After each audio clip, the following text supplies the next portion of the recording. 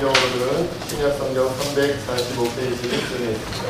디모데후서 3장 1절로 5절까지의 말씀입니다. 한 절씩 교독하고 마지막으로 함께 읽겠습니다. 너는 이것을 알라. 말세에 고통하는 때가 이르러 사람들이 자기를 사랑하며 돈을 사랑하며 자랑하며 교만하며 비방하며 부모를 거역하며 감사하지 아니하며 거룩하지 아니하며 무정하며 원통함을 풀지 아니하며 모함하며 절제하지 못하며 사나우며 선한 것을 좋아하지 아니하며 배신하며 조급하며 자만하며 쾌락을 사랑하기를 하나님 사랑하는 것보다 더하며 경건의 모양은 있으나 경건의 능력은 부인하니 이 같은 자들에게서 내가 돌아서라. 아멘. 기도하겠습니다. 하나님, 오늘 이 시간도 참으로 연약하고 부족한 자여 오직 주의 은혜로 하나님 말씀을 증거합니다. 주님, 저의 연약함과 부족함이 말씀을 또한 올바로 전하지 못할까 두려운 마음으로 이 자리에 있사오니 성령의 시간 강권하여 주옵소서. 참된 하나님의 말씀, 살아있는 능력의 말씀을 증거할 수 있게 하여 주옵소서. 그 말씀 하나하나가 우리 신령고수를 쪼개며 우리의 인생을 변화시켜 우리로 하여금 빛과 소금의 역할을 감당케 하는 그런 말씀 되게 하여 주옵소서. 온전히 주님께 모든 것 맡기고 감사하며 우리 주 예수님의 이름으로 간절히 기도하옵나이다. 아멘. 아무튼 다음 주에는 우리 청년들이 맨 앞자리를 차지하기를 원합니다. 제가 아마 오후 찬양 예배나 수요 기도회나 금요 기도회였으면 아마 지금 나오라고 했을 거예요. 지금 나오라고. 또 주일 안개일 때 이미 자리를 잡고 계신 분들이 있기 때문에 오늘은 그렇게 하지 않겠습니다. 마음은 굴뚝같으나, 그러고 싶은 마음은 굴뚝같으나, 지금 이게 영상으로 찍히고 있죠? 네. 아주 그냥 누구나 이 장면을 볼 수 있을 거라 생각합니다. 여러분, 앞자리냐 뒷자리냐가 별거 아닌 것 같지만 그게 인생을 바꿉니다. 앞자리냐 뒷자리냐가 별거 아닌 것 같지만 그게 운명을 바꿉니다. 저도 어릴 때부터 저희 어머님이 왜 그렇게 교회 가면 때로는 지겹고 때로는 지루하고 때로는 힘겨운데 왜 그렇게 앞자리를 사모하라고 그랬는지 항상 맨 앞자리는 제자리였던 것 같아요. 그래서 지금 뭐가 돼 있어요? 네, 하도 앞자리에 이렇게 오다 보니까 목사가 돼 있네요. 저보다 더 앞에 가면 아마 선교사님이 되시든지 그러시지 않을까 생각해 봅니다. 여러분, 이거 결코 가볍게 듣지 마십시오. 특별히 이 자리에 앉아 계신 부모님들 그리고 교회학교 선생님들, 제 말씀을 농담처럼 듣지 마십시오. 저 굉장히 심각합니다. 굉장히 심각하게 얘기하는 겁니다. 다음 주에 만약 우리 청년들이 뒷자리를 차지하고 있으면 우리 청년의 저를 비롯한, 저도 청년부 담당이고 우리 전도사님도 청년부 담당이고 우리 청년부 부장님, 우리 부감님 계시는데, 그리고 중고등부에서 또 올려보낸 거니까 중고등부 선생님들도 있고 한번 모이겠습니다. 다음 주에 보고 모이겠습니다. 사명감 가지고 앞자리를 인도하신 여러분 되시기를 주의 이름으로 축원드립니다. 아멘. 아멘이 너무 좋아요. 아멘이시죠? 아멘. 제일 중요해요. 어떻게 보면 이 한 번 예배를 잘 드리는 것보다 더 중요할 수도 있어요. 왜요? 평생에, 인생에 걸린 문제이기 때문에 그렇습니다. 여러분, 한 남자가 부부 동반 자리에서 부인에게 생일 선물로 다이아몬드 반지를 사줬다 그래요. 이런 예화는 안 되는 게 좋은데 어떤 부인에게 남편이 다이아몬드 반지를 사주었어요. 그런데 이 두 부인이 화장실에 간 사이에 한 남편의 그 친구가 얘기를 합니다. 이 자네 부인은 자동차 사달라고 하지 않았나? 왜 갑자기 다이아몬드 반지인가? 그러니까 그 다이아몬드 반지를 선물한 남편이 얘기를 합니다. 하긴 그렇겠지. 그런데 왜 자동차 대신에 다이아몬드 반지를 사줬어? 이렇게 대답을 합니다. 아니, 그럼 어디 가서 가짜 자동차를 구한단 말인가? 다이아몬드 반지가 가짜였던 거죠. 여러분, 오늘날 우리에게도 가짜 보물이 많이 들어요. 가짜 보석. 이 말씀 가운데도, 예배 가운데도, 교회 안에도 가짜들이 참 많은 것 같습니다. 오늘은 참된 복음, 참된 하나님의 선물만 받아 누리는 여러분 되시기를 주의 이름으로 축원드립니다. 아멘. 어제 오전 10시에 우리 아까 장로님 기도 중에도 있었습니다만은 그 전윤환 장로님의 입관 예배가 일산병원에서 있었습니다. 저희 아버지 장례가 2주 전쯤에 있었는데, 그리고 이제 또 전인환 장로님의 장례까지 이어지니까 올 초에는 그 어느 때보다 죽음에 대해서 제가 많이 생각하게 되는 거예요. 죽음. 마지막! 이 한마디가 우리에게 주는 긴장감은 이루 말할 수가 없죠. 왜냐하면 그것이 삶의 마지막이기 때문에 그렇습니다. 여러분, 우리가 어떤 사람은 학교 성적 때문에 고민하는 학생들이 있습니다. 그리고 취업이나 사업에 대해서 걱정하고 고민하는 그런 직장인이나 사업가도 있습니다. 그리고 여러분, 어떤 부모님들은 자녀 교육에 대하여, 그리고 어떤 어머니는 집안 살림에 대하여, 생계 유지에 대해서 고민하는 많은 분들이 있습니다. 그러나 마지막 죽음이라는 문제에 직면하게 되면 더 이상 학교 성적, 취업, 사업, 자녀 교육, 집안 살림 이런 게 아무 문제가 되지 않더라고요. 왜냐하면 죽음은 마지막이기 때문에 그래요. 죽음 이후에 성적이 어땠다, 취업을 어떻게 했다, 사업이 어떻게 되었다, 집안 살림이 어떻게 되었다, 그런 것은 아무런 중요한 것이 되지 않습니다. 왜냐하면 모든 것이 끝나버리기 때문에, 다 끝나버리면 더 이상 뭘 하고 싶어도 할 수 없는 거예요. 그런데 하지만 이보다 우리가 더 관심 갖고 더 중요하게 생각해야 될 것이 있는데, 그건 뭐냐면 한 사람의 마지막 죽음도 중요하지만 그보다 더 중요한 것은 인류와 이 세상의 마지막, 즉 종말이다. 종말은 한 사람의 마지막이 아니라 우리 모든 인류의 마지막이고 온 세상의 마지막이고 우리 모두의 마지막이에요. 우리 모두의 마지막. 그러니까 이 종말은 한 사람 한 사람의 죽음과는 비교할 수 없을 만큼 우리에게 중요한 것이다. 전인환 장로님께서 돌아가셨다는 소식을 듣자 저희 12살짜리 아들 한우미가 저에게 이렇게 말을 했습니다. 아빠, 나는 그저 고통 없이 편안하게 잠을 자듯이 죽었으면 좋겠어. 12살짜리가 저에게 그렇게 대답했습니다. 고통 없이 잠을 자듯이 편안하게 죽었으면 좋겠다고 12살짜리가 얘기를 했어요. 여러분, 우리 하나님은 말할 자격이 있습니다. 왜냐하면 불과 몇 년 전에 교통사고로 죽을 뻔했습니다. 죽음을 코앞에까지 경험해본 거예요. 그러니까 그런 말을 하게 되는 것 같아요. 저희 아들은 가끔 가다가 죽음에 대한 얘기를 많이 하는 것 같아요. 왜냐하면 가까이서 경험해봤기 때문에. 여러분, 나이에 상관없이 죽음이라는 걸 경험하고 나면 그거에 대한 생각을 하게 되는 것 같아요. 여러분, 우리 하느님뿐만 아니라 많은 분들이 저에게 그런 기도 제목을 많이 말씀하세요. 고통 없이 죽었으면 좋겠다. 잠자듯이 죽었으면 좋겠다. 그리고 남들에게 피해주지 않고 깨끗한 모습으로 죽었으면 좋겠다. 병원에서 오래 투병하면서 막 병원비 깨져가면서 말이죠. 그렇게 오래 버티지 않고 그냥 깔끔하게 깨끗하게 뭐 치매에 걸린다든지 그런 거 없이 그냥 남에게도 피해주지 않고 나도 편안하게 깨끗하게 죽었으면 좋겠다. 이런 기도 제목을 말씀하시는 분들이 많이 있어요. 그리고 어느 정도 연령이 되면 대부분 그런 생각을 한 번쯤은 해보시는 것 같아요. 여러분들 그런 생각 해보셨나요? 여기저기서 끄덕이. 여러분, 그런데 앞에서도 언급했던 것처럼 한 인간, 한 사람의 마지막보다 더 긴장되고 중요한 것, 더 우리가 주목해야 될 것은 온 세상의 마지막, 온 세상의 끝, 종말이에요. 그런데 오늘 성경 말씀 우리가 읽어보니까 끔찍한 일이 기록되어져 있어요. 왜요? 여러분, 우리는 생각하기에 고통 없이 죽었으면 좋겠다, 깔끔하게 죽었으면 좋겠다, 괴롭지 않고 편안하게 죽었으면 좋겠다, 남에게 피해주지 않고 죽었으면 좋겠다, 이렇게 생각하는데 오늘 성경 말씀에 뭐라고 해요? 한 사람의 끝이 아니라 온 세상의 끝이 오는 말세의 때가 있으면 그때는 뭐가 온다? 고통이 온다. 큰일 났어요. 여러분, 한 사람이 죽는 것도 조절하기 어려운데 아예 온 세상이 끝날 때 뭐가 온다?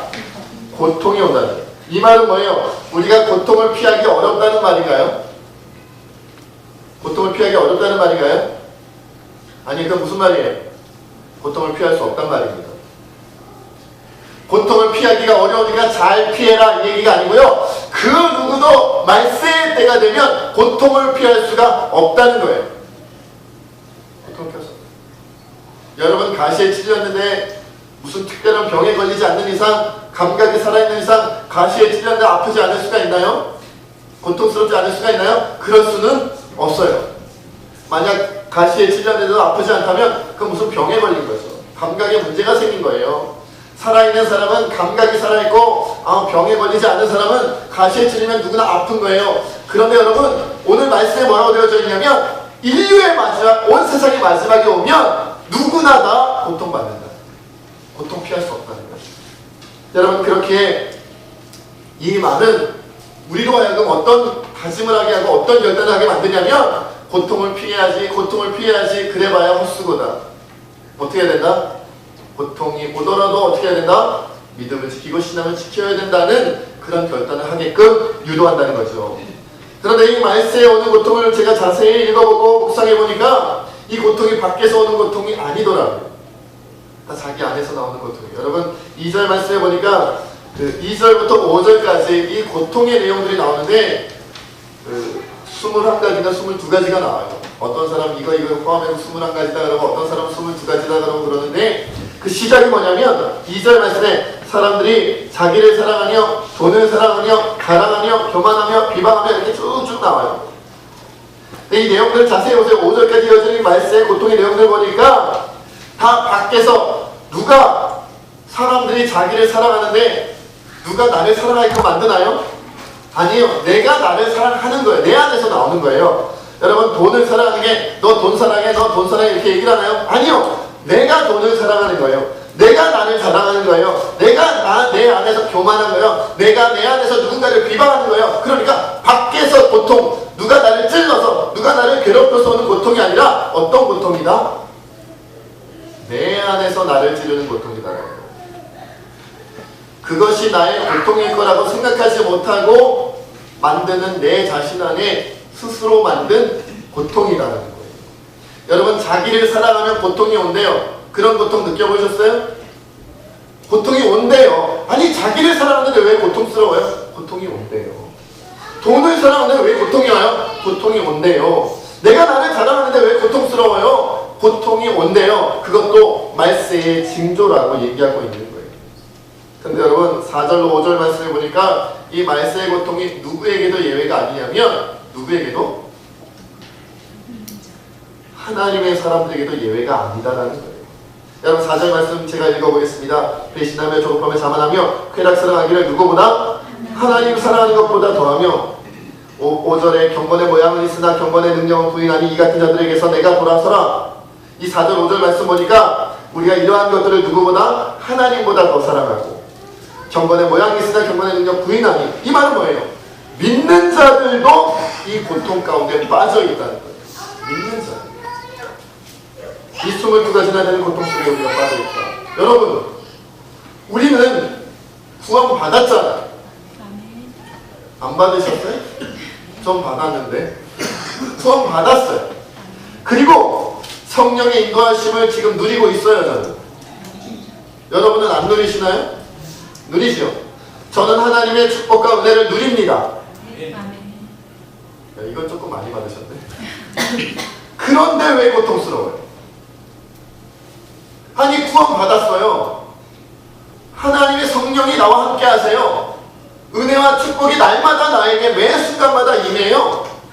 그런데 왜 고통스럽냐고요? 뭐가 고통스러워요? 은혜를 너무 많이 주셔가지고 받을 그릇이 부족해서 고통스러우신가요? 그런 고통이라면 다행인데 왜 고통스러워요? 그것은 바로 오늘 5절 말씀에 있는 것처럼 경건의 모양은 있으나 경건의 능력은 부인하기 때문에 고통스럽다. 여러분, 기도하기는 하지만 기도의 능력은 부인하기 때문에 괴로운 거예요. 예배는 드리지만 예배의 능력은 부인하니까 괴로운 거예요. 하나님을 믿는다고 하지만 하나님의 능력에 대해서는 믿지 못하기 때문에 부인하기 때문에 고통스러운 거예요. 기도해도 고통스럽고 예배드려도 고통스럽고 하나님을 믿는데 믿어도 어떻다? 고통스럽다. 여러분, 사전적 의미의 경건에 대해 제가 찾아봤는데 그럼 도대체 경건이 뭐냐? 경건이 뭡니까? 알 듯 모를 듯 해요. 사전적 의미를 찾아보니까 수월적이거나 위대한 대상이 앞에서 우러르고 받드는 마음으로 삼가고 조심하는 상태라 그래요.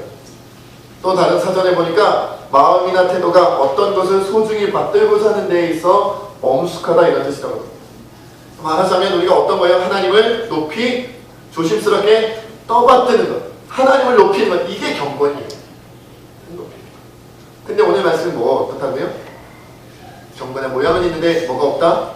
경건의 능력은 없다. 이 말은 우리가 하나님을 높이면 뭐가 생긴다는 거예요? 능력이 생긴다. 우리가 하나님을 높이면 능력이 생긴다는 건데, 근데 뭐가 없다는 거예요? 모양만 들어 높이는 척만 하지 능력은 없다. 이 말은 뭐예요? 높이는 척만 하는 것이지 실제로 높이지는 않고 있다. 실제로 높이지는 않고 경건한 척하고 있다. 여러분, 제가 말씀에 그 표준 세번역으로 제가 5절 말씀을 읽어보니까 이렇게 되어져 있어요. 겉으로는 경건하게 보이나 경건의 능력은 부인할 것입니다. 겉으로는 경건하게 보이지만 실제로 경건의 능력은 부인한다는, 겉으로만 경건한 척한다는 거예요. 그게 오늘날 우리의 경건의 문제다라는 거죠. 그러니까 여러분, 경건의 모양을 있어도 능력을 부인하니까 신앙생활이 언제나 불안한 거예요. 불안한 거예요. 순종하기 위해서 희생하고 헌신하기보다는 그것보다는 뭐 한다? 손해를 안 보고 피해 안 보려고 해요. 여러분, 신앙생활도요, 자기가 손해 안 보고 피해 안 보려고 신앙생활하는 사람들이 점점 많아지고 있어요. 그리고 자기 자신을 어떻게든 방어하려고 합니다. 누가 나를 말로, 행동으로, 사용으로 공격할까봐 거기서 내가 손해 안 보려고, 거기서 내가 피해 안 보려고 방어하는 그 방어 기질이 교회 안에 가득한 거예요. 그래서 여러분, 현대 한국교회 성도님들은 굉장히 방어적이고 굉장히 공격적이에요. 나 건드리지 마, 이거예요. 건드리면 나도 공격한다. 이 마음이 여러분들 안에 다 있잖아요. 없는 척 하시고 다 있으시면서, 저도요, 누가 저에 대하여 험담을 하든지 누가 저에 대하여 뒷담화 하든지 그러면요, 저도 화가 나요. 저도 짜증나요. 저도 혈기가 나요. 내가 그렇게 애쓰고 노력했는데 세상에 그런 생각을 하고 그런 오해를 하고 나에 대하여 그런 얘기를 하다니 하고 저도 모르게 울분이 이렇게 올라온단 말이에요. 방어적이래요. 그리고 내가 울분을 갖게 만든 그 사람에 대하여 저도 말이 곱게 안 나가고요, 행동이 곱게 안 나가요. 방어적이고 공격적이에요. 이게 왜 그렇다고요? 경건의 능력이 믿겨지지 않으니까 그런 거예요. 여러분, 말을 아주 날카롭게 하는 사람들, 행동이 날카로운 사람들, 그 사람들은 경건의 모양은 있을지 몰라도 뭐가 없는 거다? 경건의 능력을 믿지 못하는, 결국 그러한 부분이 우리 고통의 원인이 되는 거예요. 우리 고통은 결국 어디서부터 오냐면 하나님에 대한 기대감이 없기 때문에 생겨요. 하나님에 대한 기대감이 없으니까 불안한 거예요. 그래서 우리는 우리 안에 늘 불안한 신앙생활을 해요. 하나님이 나와 함께 하신다고 해도 불안을 떨쳐버리지 못해요. 하나님 나와 함께 하신다고 해도 두려움을 떨치지 못해요. 그래서 언제나 억눌려 있다는 거예요. 그리고 더 큰 문제는 뭐냐면 이게 하루 이틀 만에 생긴 게 아니다라는 거죠. 내가 이번 일주일을 보내니까 경건의 능력을 믿고 살기 어려운 부분이 있더라. 이게 아니고 벌써 몇 년? 5년, 10년, 20년, 30년 동안 경건의 능력 붙잡고 살아봐야 소용없어. 기도해봐야 소용없어. 예배드려봐야 소용없어. 하나님 믿어봐야 소용없어. 소용없다는 생각이 내 안에 오랜 세월 동안 습득되어 있는, 그 생각과 그 마음이 내 안에 너무 오래 묻어져 있어. 너무 오래 굳어져 있어. 깨뜨리기에는 너무나도 단단하게 굳어져 버렸다는 거죠. 여러분, 어느 한 시각장애인이 등불을 켜고 밤길에 이렇게 나섰다고 한대요. 등불을 켜고 자기는 불빛을 못 보지만 이 밤중에 누가 내가 오는지 모르면 부딪히잖아요. 그러니까 이제 등불을 켜고 이제 가는 거예요. 그런데 어느 날 골목과 골목을 지나면서 이렇게 딱 커브를 들면서 가는데 이 시각장애인과 앞에 있는 사람이 하고 부딪혔어요. 손바닥이랑 손바닥이 부딪힌 게 아니고 사람 몸이랑 몸이랑 꽝 부딪히고, 아이고 깜짝이야 하면서 서로 아파가지고 어루만지면서 이 시각장애인이 이 상대편에게 화를 벌컥 냅니다.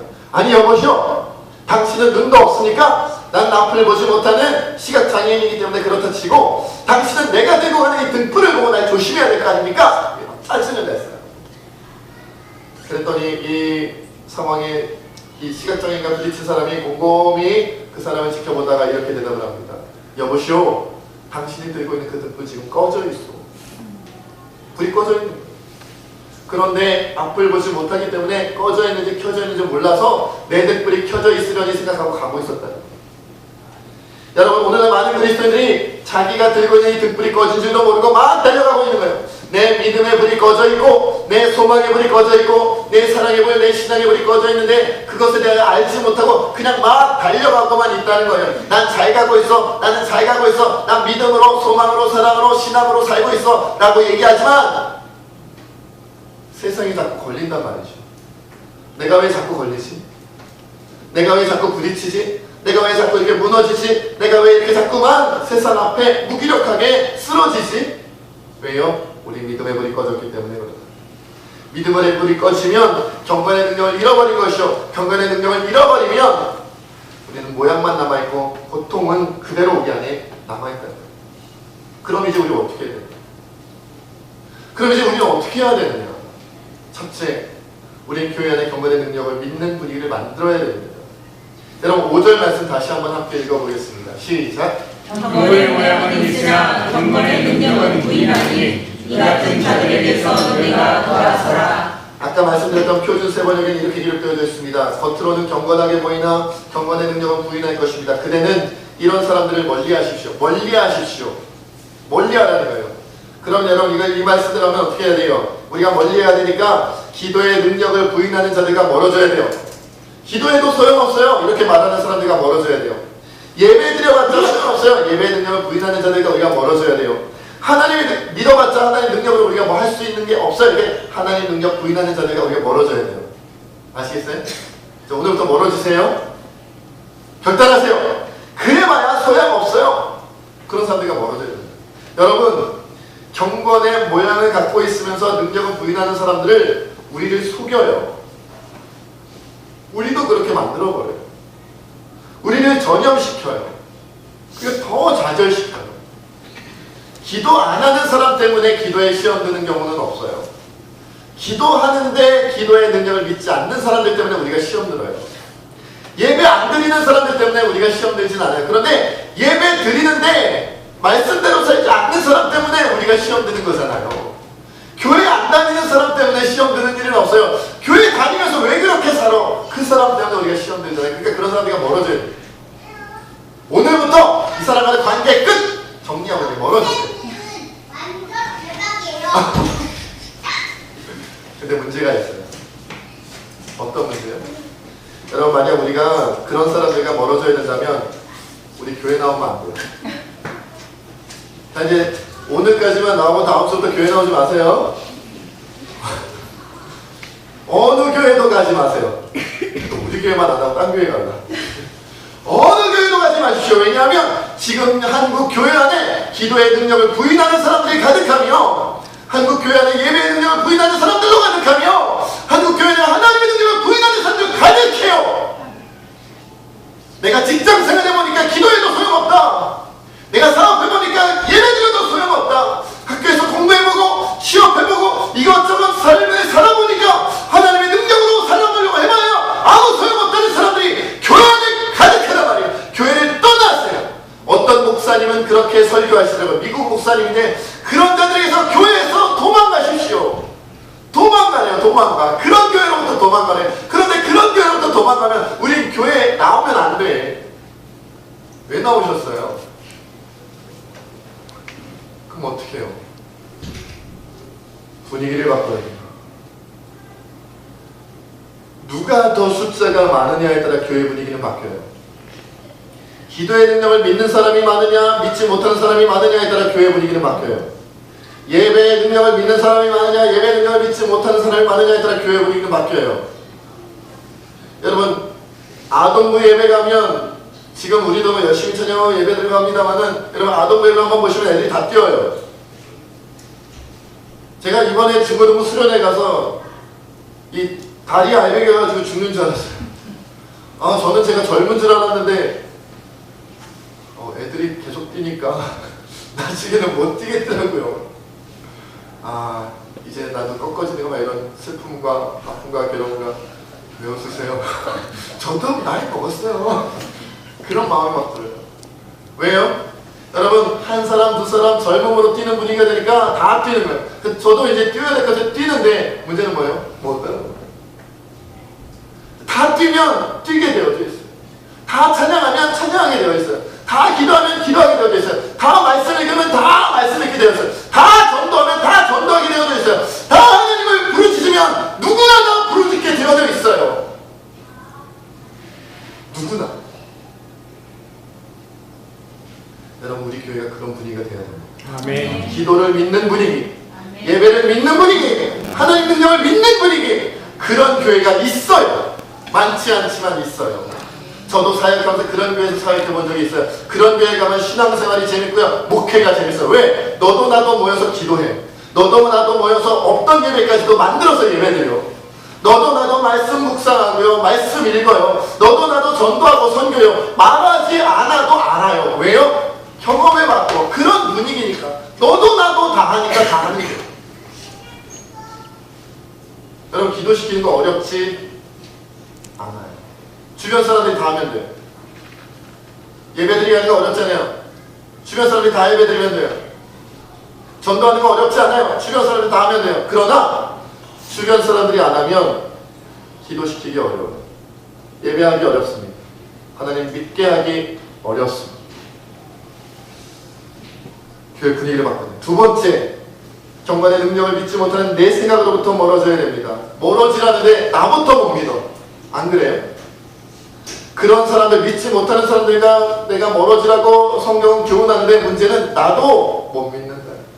그러니까 어떻게 해야 돼요? 내 안에 있는 경건의 모양만 남아있고 능력을 믿지 못함을 내가 떠나야 돼요. 우리의 불안함, 우리 염려, 걱정, 고민이 그 증거예요. 내가 경건의 능력을 믿지 못하는 이유가, 그 증거가 어디냐고요? 증거.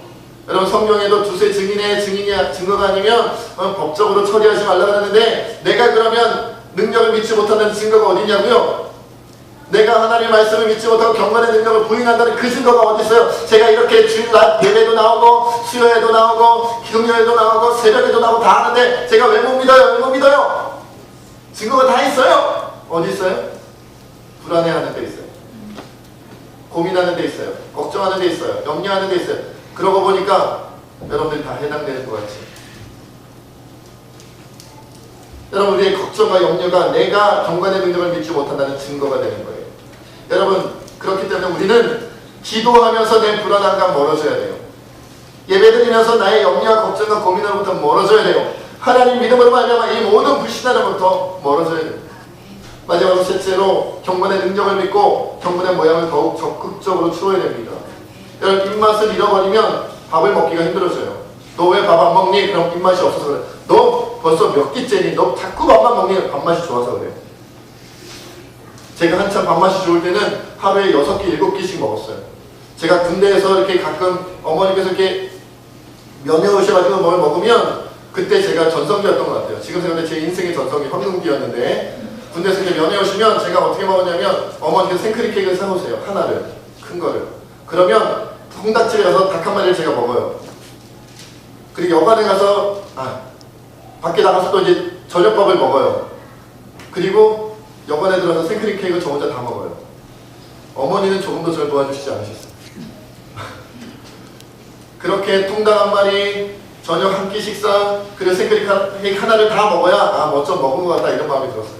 밥맛이 좋으니까요, 뭐라도 다 삼킬 수 있고 뭐라도 다 씹을 수 있고 그냥 뭐든지 집어넣기만 하면 다 들어가더라고요. 밥맛이 좋으니까. 근데 밥맛이 안 좋을 때는 정말 밥알이 뭐처럼 느껴져요? 돌 씹는 것 같아요. 그 느낌도 없을 것 같지만 저도 느껴봤어요. 예전에. 돌 씹는 것 같아요. 여러분, 경건의 능력의 입맛을 잃어버리면 경건의 모양도 싫어져요. 경건의 능력의 맛을 잃어버리면요, 기도하기가 싫어져요. 예배드리기 싫어져요. 전도하기 싫어져요. 하나님께 나오기 싫어져요. 그런데 입맛이 살면 조금 전에 기도하고 나오다가 또 기도할까? 다시 돌아가고 싶어요. 예배드리고 마치고 나왔는데 왜 2부 예배, 3부 예배, 4부 예배는 왜 없을까? 이런 마음이 들어요. 전도하고 끝나고 왔는데 이 전도지를 내가 만들어서라도 전도해야겠어, 이런 마음이 들어요. 왜? 입맛이 도니까. 경건의 능력에 입맛을 들인 거예요. 그러면 자꾸 하고 싶어져요. 잠 자다가도 내일 예배인데요, 빨리 예배 시간이 왔으면 좋겠다, 내가 지금 깨어서 기도할까? 그래서 여러분, 잠자다가 깨어서 기도해 본 적 있으세요? 없으세요? 기도에 입맛을 들이면 자다가도 깨서 기도해요. 밤중에도 깨서 기도하고 새벽에도 깨서 기도하고 낮에도 기도하고 밤에도 기도하고 저녁에도 기도하고. 왜? 입맛이 자꾸 도는 거야.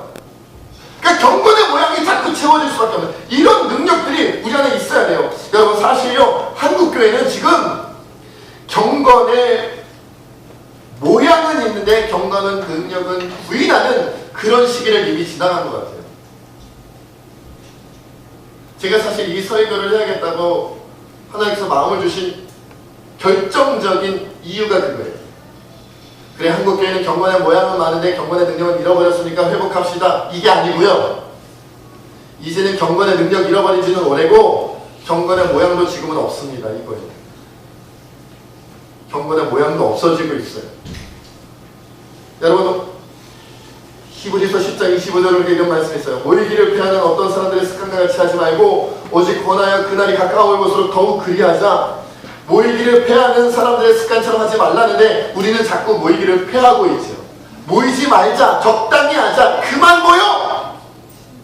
왜? 재미가 없어요.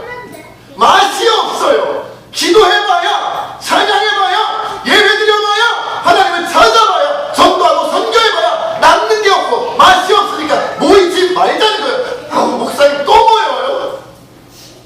또 모여요. 목사님 뭘 또 모여요. 우리 이제 그만 모여요. 기도 그만해요. 말씀 그만 봐요. 전도 그만해요. 왜? 재미가 없고 맛이 없으니까요. 큰일이에요. 재미 붙이셔야 돼요. 맛을 들이셔야 됩니다. 여러분, 어떤 성도님이 나병, 문득병이죠. 옛날 말에 나병 요양원에 가서 하룻밤 이렇게 봉사하면서 자고 오게 된 일이 있었다고 해요. 그래서 이제 가서 위로해주고 위문해준다고 갔다가 도리어 많은 도전을 받고 왔다고 합니다. 그 중에 어떤 A씨라는 한 분에 대하여 이분이 기억을 하고 이런 글을 남겼어요. 이 A씨라는 분은 아마 50 정도가 넘으신 분으로 보이는데 당연히 두 눈은 안 보이는데 손가락 끝도 마비가 되었대요. 두 눈이 안 보이고 손가락 끝도 마비가 되었으니까 성경을 읽고 싶은데 읽을 수 없어서 혀로 점자를 읽는다고요. 성경을 혀로 점자를 읽는 거예요. 그는 일어서는 것도 돌아눕는 것도 혼자 살 수 없는 몸이에요. 식사도 남의 손이 도와줘야만 할 수 있어요. 그 사람이 혼자 할 수 있는 건 호흡하는 것과 혀로 점자 성경 읽는 것 외에는 자기가 할 수 있는 일이 없었다는 거예요. 그런데 이 A씨의 얼굴은 언제나 기쁘고 언제나 빛이 나는 늘 소망이 넘쳐 있다는 거예요. 근데 이분이 너무 이상하잖아요. 도대체 호흡밖에 할 수 없는 사람이 왜 그렇게 기뻐하고 왜 그렇게 밝고 빛나게 살아가는가? 그게 어디 있어요? 그 이유가 날마다 혀로 성경을 읽는 데 있는 거예요. 전도하고 싶어도 나가서 전도하지도 못하고 선교하고 싶어도 나가서 자기 혼자 나가서 할 수도 없는 그런 분, 예배드리며 혼자 몸을 가눌 수도 없는 그분이 그럼에도 불구하고 내 안에, 내 옆에 있는 이 점자 성경을 손끝도 아닌 혀로 읽는 것으로 기뻐하고 감사하더라고요. 예전에 제가 다른 어떤 시각장애인이 혀로 점자를 읽는다는 다른 일화를 들은 적이 있는데 혀로 점자를 읽는다는 게 어렵답니다. 이 혀가 부드럽고 연약하잖아요. 점자를 읽으려고 하다 보면 자주 혀끝이 갈라진다는 거예요. 그러면 어떻게 될까요? 상처나고 피가 나요. 혀로 점자를 읽다 보면 자칫 잘못하면 점자책이 어떻게 되겠어요? 피범벅이 됩니다. 그런데도 성경을 읽고 싶어서 읽는 거예요. 여러분, 그래서 저는 점자를 혀로 읽는다는 것이 고통을 참아내야지만, 이겨내야지만 할 수 있는 일이라는 것을 그때 배웠어요. 여러분, 비록 앞을 볼 수 없는 고통, 손가락으로도 점자책을 읽을 수 없는 그런 고통이 있지만, 그리고 혀로 점자를 읽어야 할 때 그 혀가 갈라지고 그 혀가 정말 상처나서 피가 나는 그 고통 속에서라도 그가 계속해서 경건의 능력을 믿는 믿음이 있었기 때문에 경건의 모양을 포기하지 않아요. 왜 성경을 읽어요? 왜 점자를 혀로 읽어요? 안 읽으면 상처 안 날 거 아니에요. 안 읽으면 고통스럽지 않을 거 아니에요. 안 읽으면 그가 어떤 몸에 상처도 나지 않을 것인데 그걸 왜 하냔 말이에요. 도대체 왜? 경건의 모양이 뭐가 그렇게 중요해서? 성경을 읽는 게 뭐가 그렇게 중요해서? 왜 그러고 있냐 말이죠. 왜요? 경건의 능력을 느끼기 때문에. 비록 나는 온몸을 움직이지 못할지라도 내 혀로 이 점자 성경을 읽을 때 이 말씀을 내가 읽고 이 말씀을 묵상할 때 하나님의 능력이 온몸을 움직이지 못하는 나에게 임한다는 것을 믿기 때문에 그래요. 우리는 수족이 움직이잖아요. 손가락이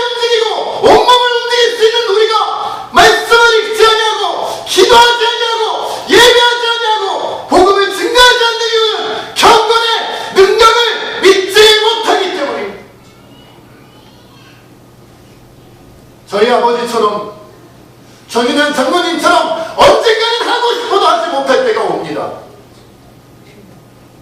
성경을 읽고 싶어도 읽지 못하는 때, 기도하고 싶어도 기도할 수 없는 때, 예배드리고 말씀을 묵상하고 싶어도 하지 못하는 때가 분명히 옵니다.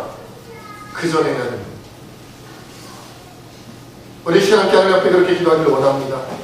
함께 하나님 앞에 고백하며 기도하기를 원합니다. 하나님, 내가 경건의 모양을